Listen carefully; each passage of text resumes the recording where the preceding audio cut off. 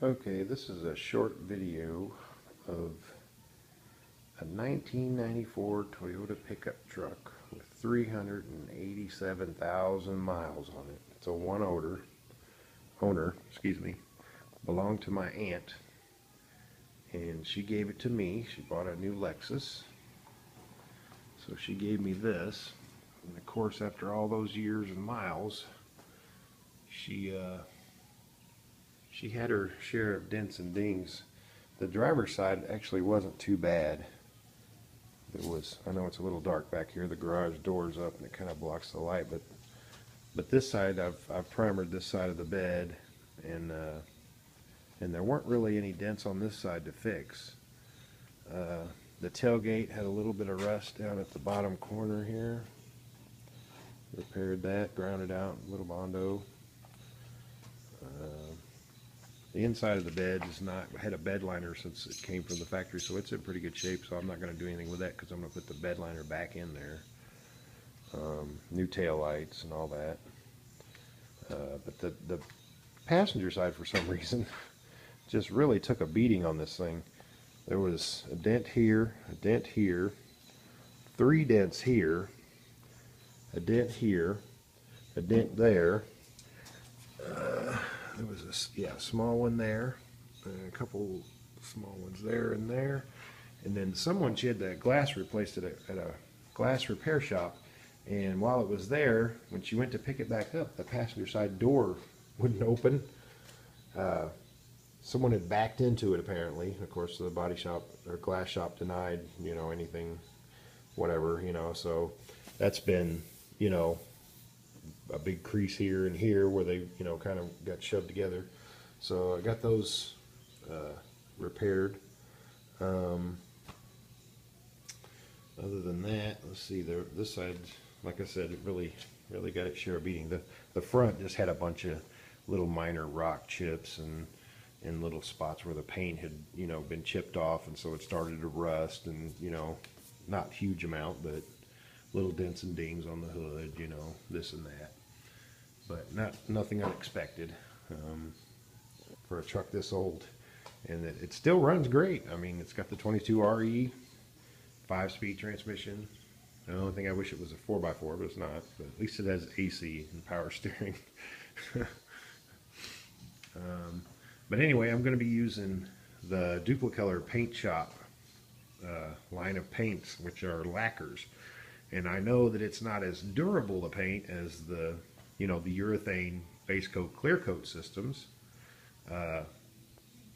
But with a truck this age, it's not a show truck by any means. The paint was really dirty.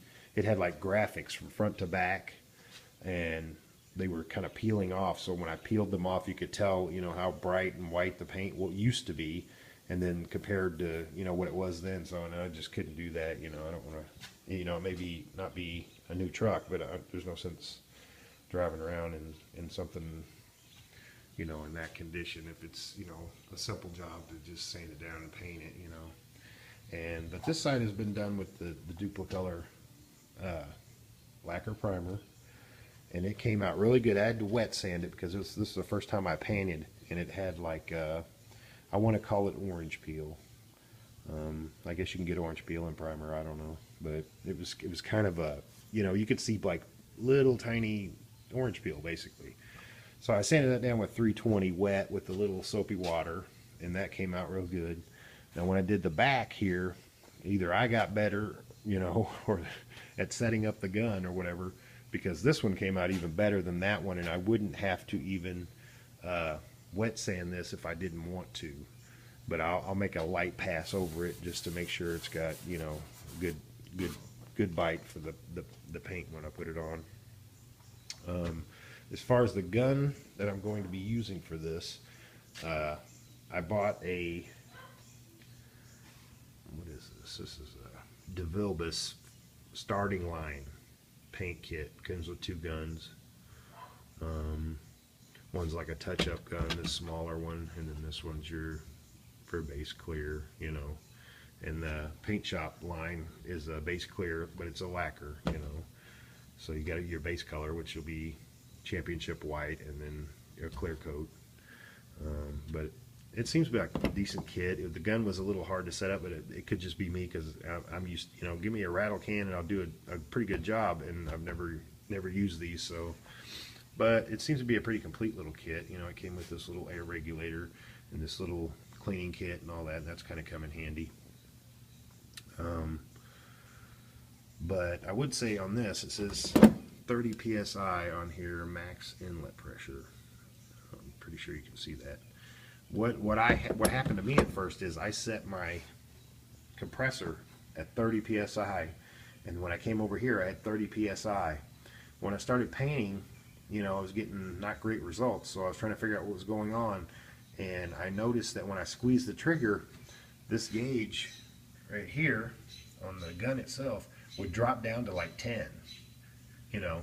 And apparently what I wasn't taking into account, that you drop air pressure for every foot of hose or whatever. And let's say, I think I've got a 25-foot hose on there, you know, so I cranked that up to 80 on the compressor, and it's reading, you know, almost 80 over here. But when I squeeze that trigger, it drops down to 30, 35, and it's got a little knob on the side, so you can kind of fine tune the pressure at the guns, you know, which is kind of handy. It comes with a 1.8 tip, a 1.3, and then this little touch-up gun has a 1 millimeter tip in that. But other than that, everything works okay, and I'm definitely getting better, because like I said, I painted the tailgate on a separate day, and the day after I did that side over here, after I sanded it because it was late and getting dark, I came back the next day and painted this, and it was much better finish. And I adjusted the gun again, and air pressure and stuff like that, and got the fan spray good, and that went on much better. And the texture is much nicer than the other side. It's almost smooth. Like I said, maybe one pass with the 320 wet, and that'll be good to go. But anyway, I thought I'd make this little video so I could give you a review on the gun to the best of my humble ability as an amateur at-home, you know, guy. And also on that paint, the Duplicolor Paint Shop series of lacquers. I didn't use the urethane enamels and stuff like that, because everyone seems to say they all have isocyanates in them, and you know, pretty much they say the only way you can paint that safely is to use, you know, a full fresh air respirator system, which is, you know, $600-700. Yeah, I've seen some cheaper ones for $450. But either way, for a, you know, one-time paint job like this, I don't want to drop $500, you know, on a respirator system. Now, some people say you can use the filter mask, like I've got this one here, which is supposed to be good for lacquers and, you know, pesticides and things of that nature. And it's an MSA mask, dual cartridge filters with the, you know, the filters in. It's got the charcoal, activated charcoal canister inside, and it seems to be doing good. I can't smell any of the lacquer primer when I'm using that.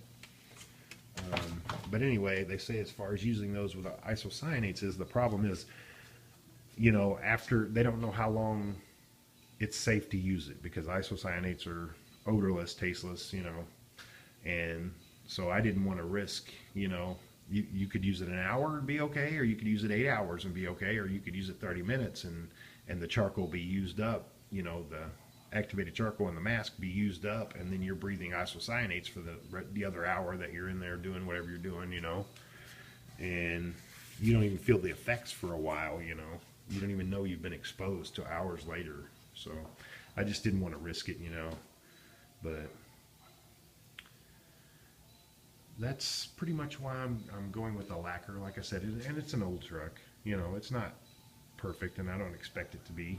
I just wanted it to look nicer, you know, so that's another reason I'm willing to put lacquer on it. If it was my show car, you know, then yeah, get the nice urethane paints that, you know. But I think this lacquer will work out pretty good. The primer seems to be okay so far.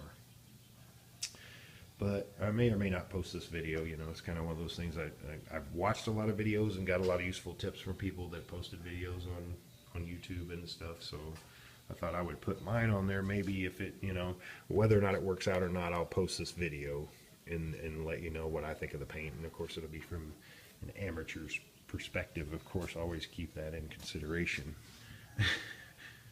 because I don't profess to be a painter. I do profess to be a mechanic.